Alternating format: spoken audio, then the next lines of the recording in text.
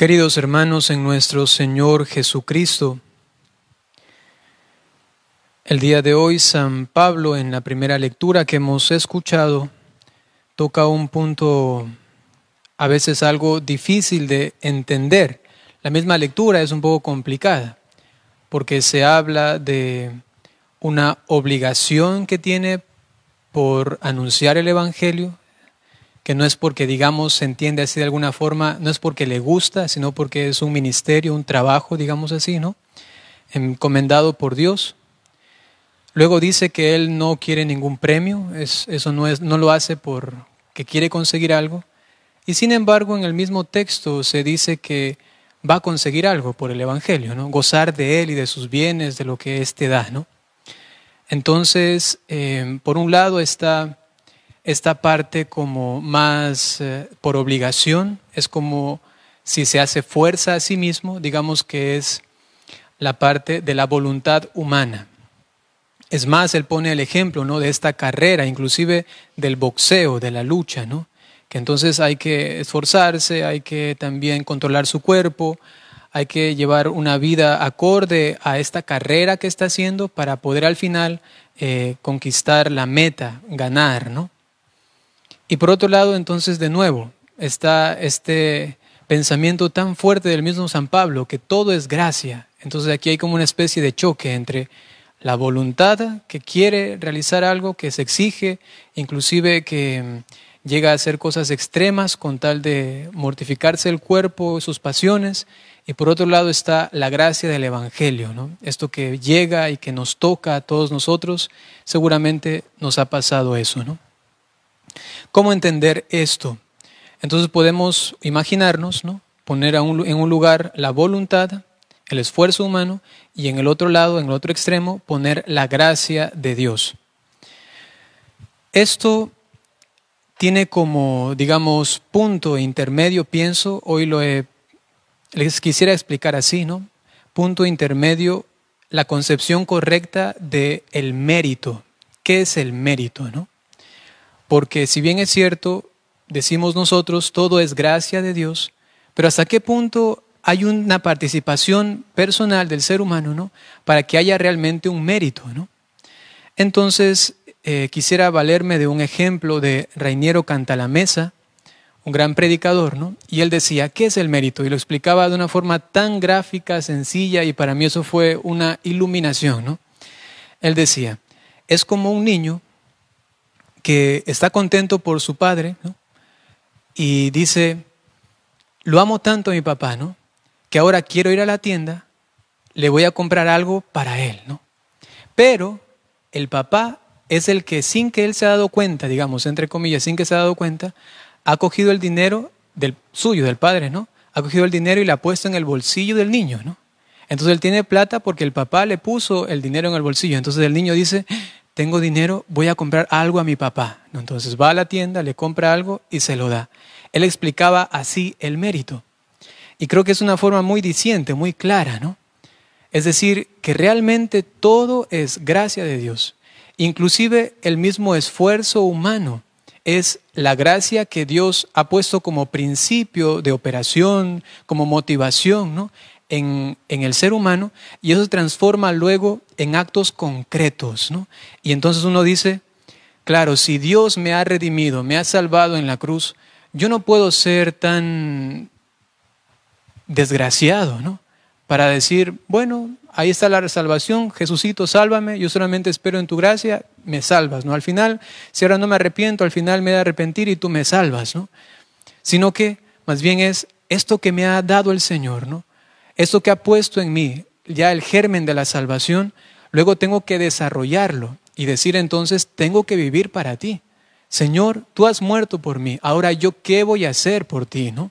Entonces es una gracia, es un regalo de Dios que se infunde en el ser humano y que luego el ser humano tiene que colaborar con ¿no? Es lo que en teología, un poco siguiendo a Santo Tomás de Aquino, se conoce como la gracia operante. Es la gracia primera, es también en otras palabras como la gracia actual, ¿no?, que en un momento determinado viene, ¿no?, y nos ayuda, nos da la conversión, nos da los deseos por Dios para ser buenos, santos, ¿no? Pero después de eso también se conoce a lo que sigue como la gracia operante, ¿no? Perdón, la gracia cooperante, ¿no? ¿Y qué significa? Que el ser humano ha recibido esto y ahora tiene que colaborar con esto. Es decir, me doy cuenta que me han puesto platita en el bolsillo. Entonces ahora tengo este dinero y voy a hacer algo con ello, ¿no? Con esto, entonces, uno puede intentar llegar como a este equilibrio del mérito para reconocer todo lo que Dios nos da y por otro lado también decirnos, bueno, esto también implica una exigencia personal.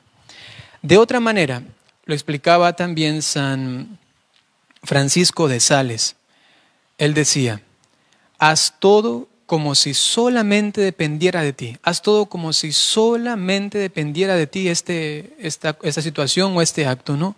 Pero confíalo todo a Dios. Es esta concepción o esta certeza de que yo tengo realmente que esforzarme. Quizá quienes acentuaron más esta parte que no se contrapone con la otra, sino que tienen que ser bien equilibrada.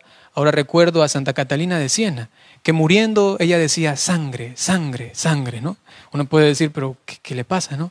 Y es justamente porque estaba hasta tal punto enamorada de la cruz de Cristo, de la preciosa sangre de Cristo, que ella quería hasta el final como entregarse y si venían dolores, pues aceptarlos y así también seguirse preparando para llegar a la meta. O por ejemplo, Santa Marianita del Niño Jesús, Marianita de Jesús, perdón, decía ella, también en unos escritos que se leen en el oficio de lectura, decía, quiero enfermedades. Es decir, que mi cuerpo padezca, sufra, ¿no? Eso tiene que ver justamente con la parte de la voluntad, del hecho de decir, esto no lo hago solamente porque, me encanta, es porque qué gusto, qué hermoso hacer esto, sino que hay un esfuerzo tan grande que uno se hace violencia a sí mismo, ¿no? Y entonces ahí se entiende también las palabras de Jesús, que el reino de los cielos es de los esforzados o de los que se hacen violencia, ¿no? Es la una parte que hay que tenerla bien clara, ¿no? Y por el otro lado, entonces, ahora pienso en Santa Clara de Asís, que sencillamente decía, Dios me amó y me creó. Dios me creó porque me amó. Y eso era todo. Decía, y solamente en esta concepción de que todo lo que yo tengo es fruto de Dios, esto me basta para ya vivir en una vida de gratitud completa para Él, ¿no? Entonces, qué bonito que los cristianos, como lo dice Santo Tomás de Aquino, ¿no?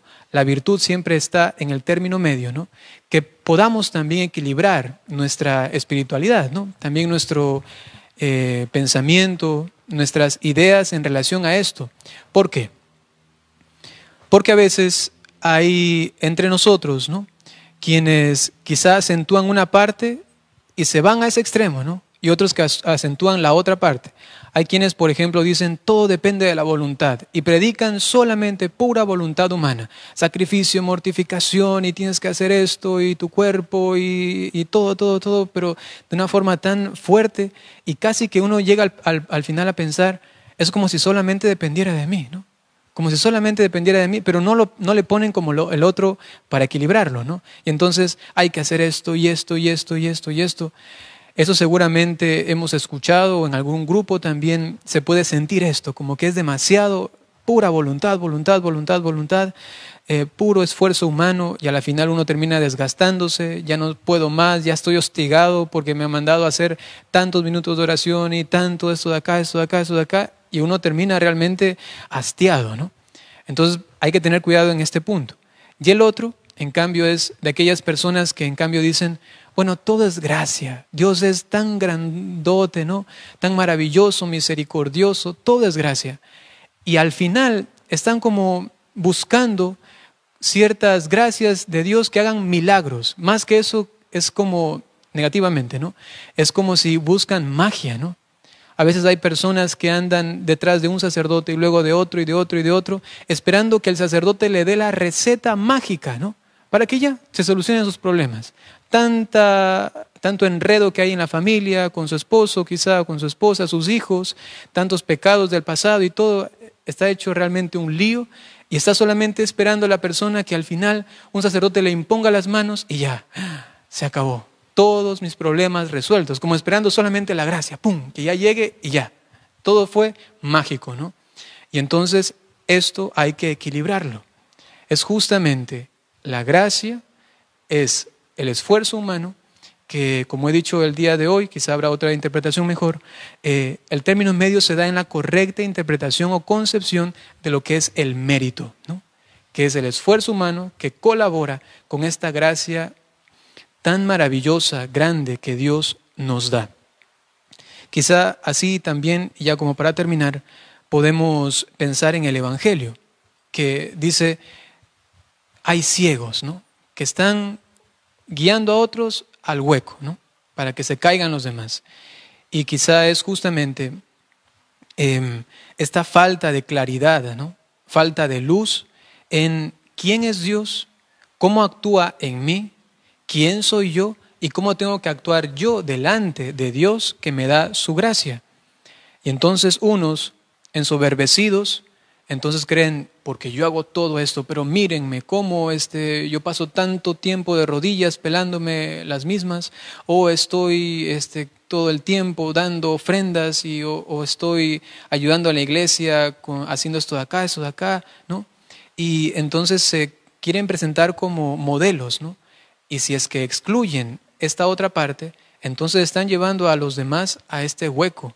Y lo mismo las otras personas que andan por allí predicando un Dios buenista, demasiado o negativamente malo, ¿no? Que es, bueno, al final ya va a llegar el milagrito, ¿no?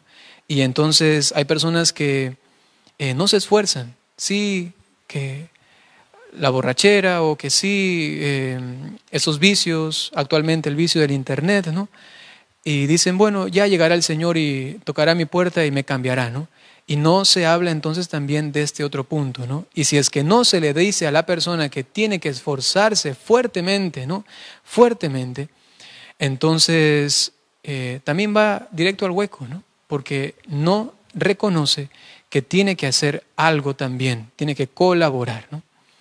Vamos a pedir a nuestra Madre Santísima, la Virgen María, que nos dé luz para el día de hoy mirarnos con esta luz de Dios y poder equilibrarnos, llegar a un término medio de virtud o más o menos quizá por ahí ajustarnos, ¿no? Quizá toda la vida estamos como tendiendo a un lado o al otro o en ciertos puntos más esto y más esto otro.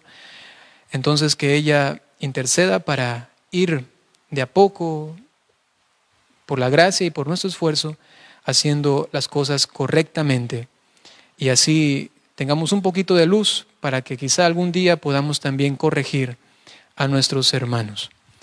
Que así sea.